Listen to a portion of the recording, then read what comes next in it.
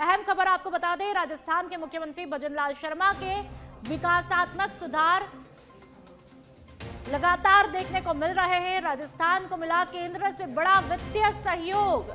शहरी विकास के लिए जारी हुए 541 करोड़ रुपए। समग्र शिक्षा अभियान के लिए 580 करोड़ की राशि स्वीकृत हुई है। शिक्षा और शहरी ढांचे को मिलेगी नई गति। केंद्र की योजनाओं से राजस्थान को लगातार लाभ मिलेगा। प्रधानमंत्री नरेंद्र मोदी के मार्गदर्शन में विकास कार्यों को रफ्तार मिल रही है। मुख्यमंत्री भजनलाल शर्मा ने केंद्र सरकार का आभार जताया और कहा, शहरी ढांचे को सुदृढ़ करने की राज्य सरकार की पूरी प्रतिबद्धता है। समग्र शिक्षा अभियान से स्कूली शिक्षा मजबूत होगी। केंद्र राज्य की साझेदारी से विकास के नए आयाम स्थापित होंगे। तो राजस्थान के मुख्यमंत्री यानी कि भजनलाल शर्मा को विकासात्मक सुधार के लिए केंद्र से बड़ा वित्तीय सहयोग मिला है। अलग अलग विभाग के लिए अलग अलग बजट जारी किया गया। 541 करोड़ और 580 करोड़ की राशि स्वीकृत की गई है। 580 शिक्षा अभियान के लिए है। जाहिर सी बात है, शिक्षा की जब बात होगी तो कहीं ना कहीं तकदीर बदलेगी, युवाओं की किस्मत चमकेगी। बढ़ते हैं आगे। अजमेर के आना सागर वेटलैंड एरिया में बने 7 वंडर्स को आज से तोड़ा जा रहा है। सुप्रीम कोर्ट के आदेश के बाद में अजमेर विकास प्राधिकरण अतिक्रमण हटाने की कार्रवाई कर रहा है। कोर्ट ने 6 महीने पहले इसे हटाने के आदेश दिए थे, जिसके बाद केवल एक प्रतिमा को हटाकर नीचे रखा था। इन्हें तोड़ने के लिए प्राधिकरण ने टेंडर निकाला था, लेकिन केवल एक ही कंपनी ने बोली लगाई थी। कोर्ट में दिए हलफनामे में जिला प्रशासन ने इन्हें 17 सितंबर तक तोड़ने की जानकारी दी थी। डेडलाइन से पहले इन्हें तोड़ने की शुरुआत हुई है। इनका निर्माण करीब 12 करोड़ की लागत से स्मार्ट सिटी प्रोजेक्ट में हुआ था।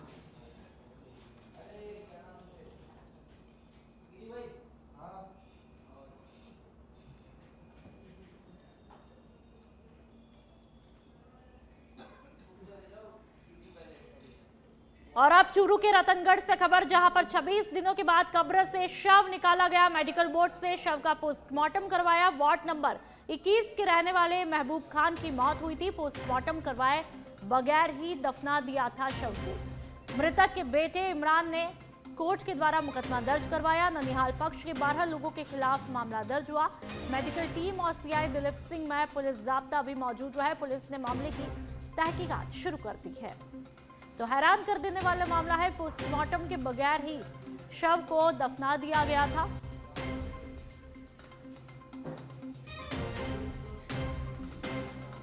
और अब मृतक के बेटे इमरान ने कोर्ट के द्वारा यह मामला मुकदमा दर्ज करवाया है। मेडिकल टीम और सीआई दिलीप सिंह में पुलिस जाब्ता इस दौरान मौजूद रहे। तस्वीरें आप देख सकते हैं कि किस तरह से 26 दिनों के बाद में पोस्टमार्टम करवाया गया। यहाँ पर पुलिस भी मौजूद रही और महबूब खान जो कि मृतक है उनके रिश्तेदार यहाँ पर तमाम मौजूद रहे। जाहिर सी बात है कि माहौल बेहद गमगीन है, लेकिन हैरानी की बात यह है कि आखिरकार बिना पोस्टमार्टम के शव को क्यों दफनाया गया।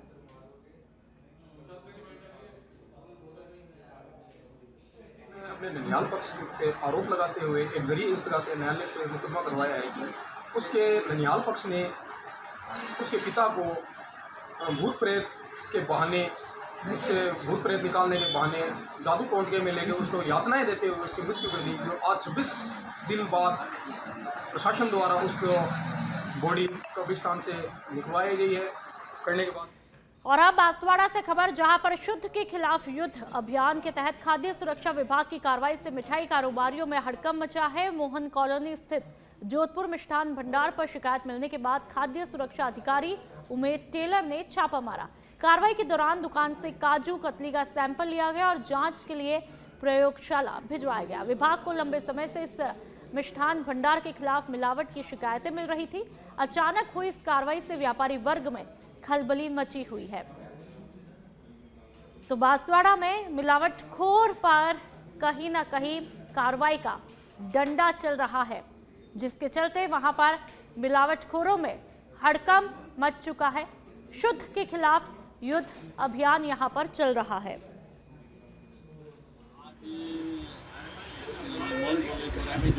दुकान भंडार है, वहाँ पे काजू कतली किसी ने खरीदी और उसकी शिकायत है कि ये सही नहीं है, तो उसकी शिकायत पे जिला प्रशासन और सीएमए विभाग के निर्देश पर यहाँ पे सैंपल लिए गए। एक तो काजू कतली का, एक दूसरी जो भी कलाकंद मिठाई दूध से बनी हुई। हम आपके माध्यम से चाहते हैं कि आम जनता को जागरूक रहना जरूरी है और इस तरह की कोई भी शिकायत हो तो प्रशासन को शिकायत करें। और अब प्रतापगढ़ के धरियावत से खबर। राजस्थान उच्च न्यायालय की खंडपीठ की स्थापना को लेकर चल रहे आंदोलन को व्यापक समर्थन मिलता हुआ दिख रहा है। धरियावत बार एसोसिएशन ने भी आंदोलन में शामिल होने का निर्णय किया है। एसोसिएशन ने ये कदम मेवाड़ वागड़ क्षेत्र में खंडपीठ की स्थापना की लंबे समय से चली आ रही मांग को मजबूती देने के लिए उठाया है। बार महासचिव हरि सिंह कोठारी के नेतृत्व में अधिवक्ताओं ने उपखंड अधिकारी को ज्ञापन दिया।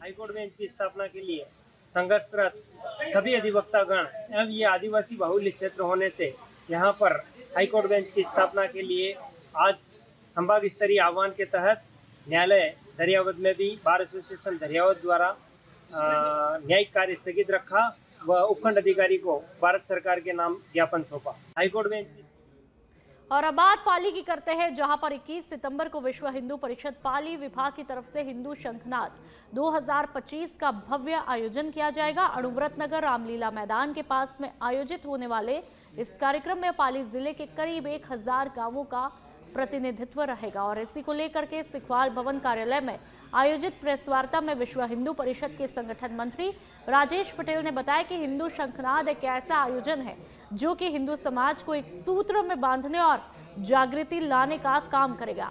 इसमें समाज के सभी वर्गों की व्यापक भागीदारी सुनिश्चित की जाएगी। कार्यक्रम के मुख्य वक्ताओं में साध्वी प्रज्ञा सिंह ठाकुर, साध्वी ऋतंभरा के शिष्या साध्वी समाहिता दीदी, परम पूज्य गणिवर्य जैन संत कमल प्रभसागर जी, विश्व हिंदू परिषद के केंद्रीय सह मंत्री शंकर गायकर और बजरंग दल के राष्ट्रीय संयोजक नीरज जी मौजूद रहेंगे। इस कार्यक्रम ने पाली विभाग के 3 जिले हैं। इन तीनों जिलों के सभी प्रखंड है और इसके नीचे खंड इकाई बनाई है जिनके लगभग 217 खंड है और सभी गांवों में संपर्क करते हुए एक बड़ा भव्य कार्यक्रम पाली में 21 सितंबर अमावस्या के दिन होने जा रहा है। जय श्री राम। कार्यक्रम का शुरुआत समय जो बताया है वो 11:30 का बताया है। अपने पाली और जोधपुर आसपास के लगभग पूज्य संतगण, लगभग 60 से अधिक पूज्य संतगण इसमें उपस्थित रहेंगे। अलग अलग परंपरा के सभी संत इसमें रहने वाले हैं। सभी संतों से अनुमति प्राप्त करते हुए उनका नाम तय किया हुआ है। और इसके साथ साथ समाज के गणमान्य व्यक्ति जो अलग अलग जाति बिरादरी के प्रमुख भी है, समाज में जिसका एक स्थान है, समाज में अच्छा प्रबोधन भी करते हैं और विचार चिंतन से। पश्चिम बंगाल के हाशिमारा एयरपोर्ट स्टेशन पर गोली लगने से शहीद हुए अजमेर के जाबाज पुलकित के पार्थिव शरीर को सैनिक सम्मान के साथ में अग्नि को समर्पित किया गया। अंतिम विदाई दी गई। तिरंगे में लिपटी हुई ये पार्थिव देह आपकी टीवी स्क्रीन पर। ऑपरेशन सिंदूर में अपनी जाबाजी दिखाने वाले इस वायुसेना के सैनिक ने अपनी बहादुरी का परिचय दिया था। अज्ञात परिस्थिति के चलते दुश्मन की गोली से शहीद हुए थे और सैन्य अधिकारियों ने तिरंगे में लिपट कर आए शहीद सैनिक को पुष्प चक्र अर्पित किया और शोक स्वरूप हथियार नीचे किए गए। शमशान स्थल पर पहुंची सैन्य गार्डों ने बंदूकों से सलामी दे करके जाबाज पुलकित को अंतिम विदाई दी।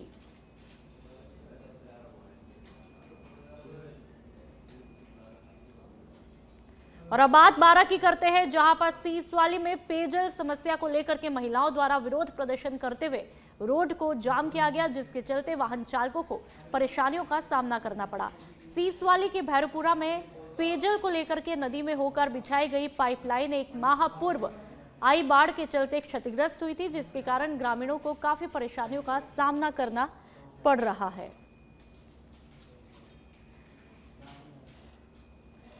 झुंझुनू के सुल्ताना से खबर, जहां पर चिड़ावा रोड पर हालात इन दिनों बद से बदतर है। मुख्य सड़क पर लगातार जलभराव के कारण लोगों का घरों से बाहर निकलना मुश्किल हुआ है। सच बेधड़क पर ये तस्वीरें आप देख सकते हैं। हालात इतने ज्यादा बिगड़ चुके हैं कि लोग घरों में कैद होकर के रहने को मजबूर है, तो वहीं पानी में फिसलकर बच्चों और बुजुर्गों के घायल होने की घटनाएं लगातार सामने आ रही है। स्थानीय लोगों का सब्र यहां पर टूट चुका है और उन्होंने मुख्य रास्ते पर जलभराव की समस्या के समाधान की मांग को लेकर के नगर पालिका के खिलाफ जोरदार प्रदर्शन किया। लोगों ने चेतावनी दी कि अगर जल्द स्थायी समाधान नहीं निकाला गया तो आंदोलन को और तेज किया जाएगा। तो ये तस्वीरें अपने आप में बताने के लिए काफी है कि लोगों की मुसीबतें कितनी ज्यादा है।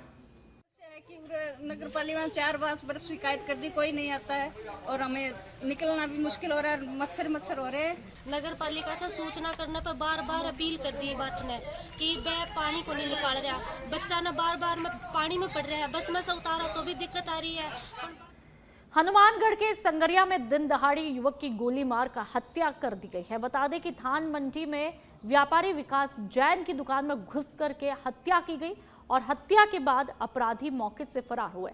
फिलहाल पुलिस हत्यारों की तलाश में जुटी हुई है।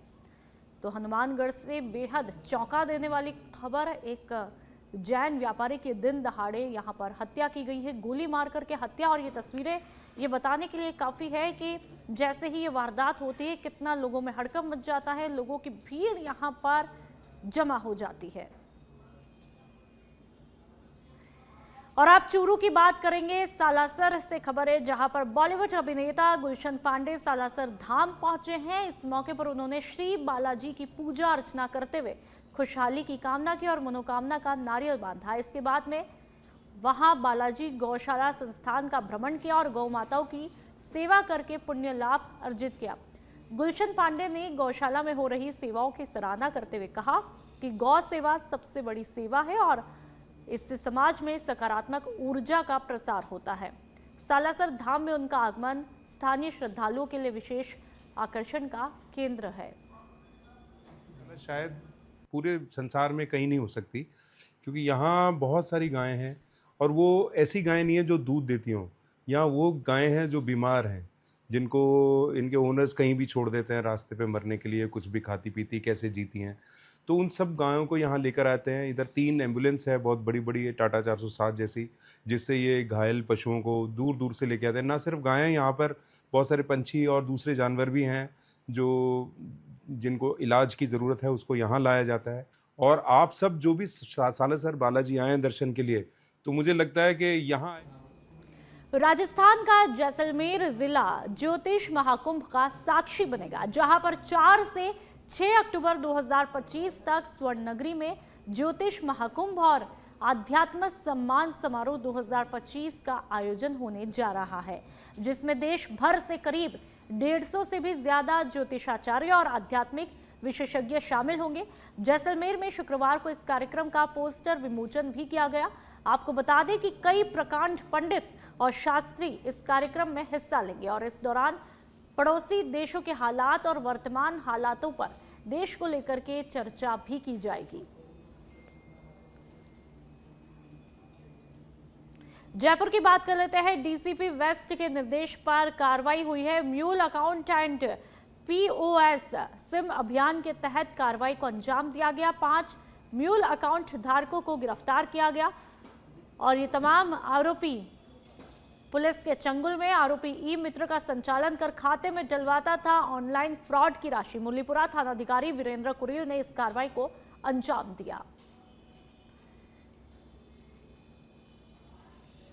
और आप सीकर के फतेहपुर से खबर, जहां पर बीकानेर जयपुर रोड हरसावा के पास में भीषण सड़क हादसा हुआ। सफारी कार ने ऑटो को टक्कर मारी। हादसे में 5 लोग गंभीर रूप से घायल हुए।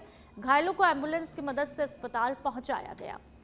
और ये तस्वीरें अपने आप में ये बताने के लिए काफ़ी है कि यह हादसा कितना भयावह रहा होगा। जो रिक्शा है पूरी तरह से इसके पर खच्चे उड़ गए हैं और ऐसे में सफारी कार ने ऑटो को टक्कर मारी है। 5 लोग गंभीर रूप से जख्मी हैं, जिन्हें अस्पताल पहुंचाया गया। और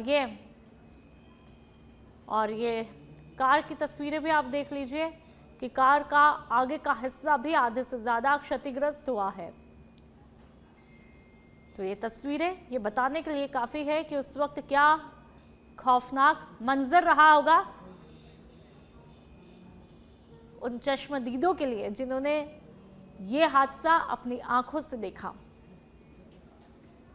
बाली के रानी क्षेत्र में पुलिस ने चोरी की वारदातों में शामिल 2 महिलाओं को गिरफ्तार किया है। गिरफ्तार महिलाएं रानी के चुंगी नाका क्षेत्र की रहने वाली है। पूछताछ में महिलाओं ने स्वीकार किया कि वे कचरा इकट्ठा करने के बहाने गलियों में घूमती थी, सूना घर मिलने पर ताला तोड़कर चोरी करती थी। पुलिस ने दोनों महिलाओं के खिलाफ मामला दर्ज किया है और पूछताछ में जुटी है।